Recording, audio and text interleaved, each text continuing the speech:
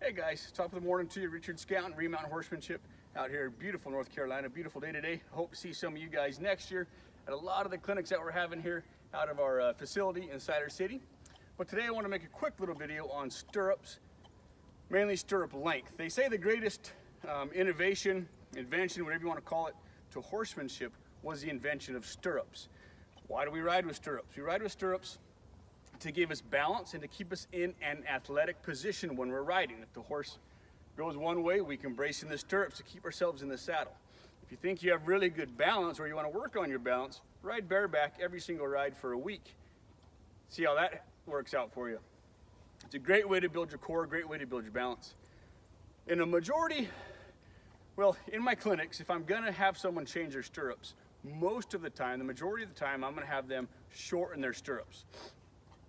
What you want in your leg is you want to bend in your leg. Kind of a rule of thumb that I was brought up with is if you look down the front of your knee, you should see your toe. Bend in your knee, heels dropped, look down and see your toe. You want that bend in your leg to give you that athletic position so you can bob and weave with your horse. If your stirrups are too long, way down here, then you can't post.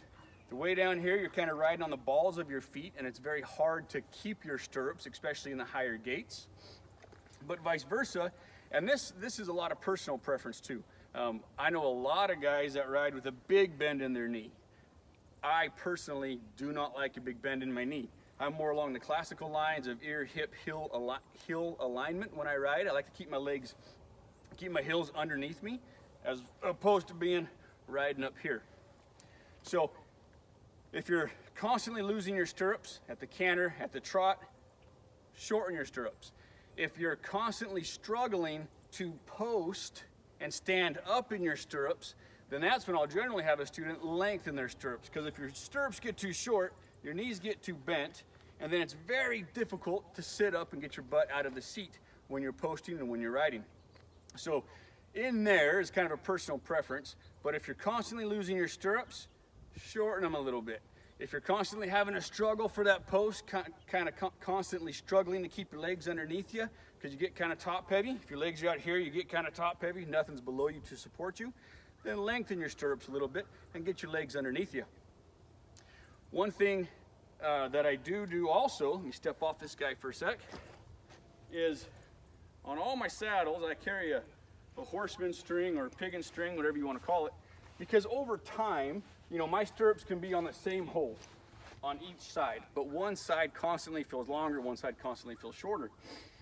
So what I'll do, if that's the case, is I'll take my string and I'll pick a point on my saddle, whether it's a screw or a concho or whatever. I'll hold the top of my string on that screw, come down here to the top of my stirrup tread, pinch it, and I'll go to the other side, and regardless of the hole that I'm on, I will make sure that they are the same length. Over time, your stirrup leathers will stretch. On a lot of good handmade custom saddles, they'll stretch those stirrup leathers for you before you get it, but still, even then, they do stretch a little bit. So that's a little bit about stirrup length. Yes, ride what's most comfortable for you, but if you're constantly losing your stirrups, if you're constantly riding on the tips of your toes, or excuse me, on the balls of your feet, then that's going to take your butt out of the seat of the saddle. You're going to lose contact with your horse. Shorten them a little bit. Put that bend in your body. If you're constantly struggling to post, constantly struggling because you're top heavy and kind of wobbly up here, then maybe you want to lengthen your stirrups a little bit and get your stirrups underneath you so you have something to brace against. All right, so that's a little bit about stirrup length. Go out there, adjust your stirrups, get to riding, and maybe even try that bareback riding to really solidify your balance on a horse. All right, y'all, take care.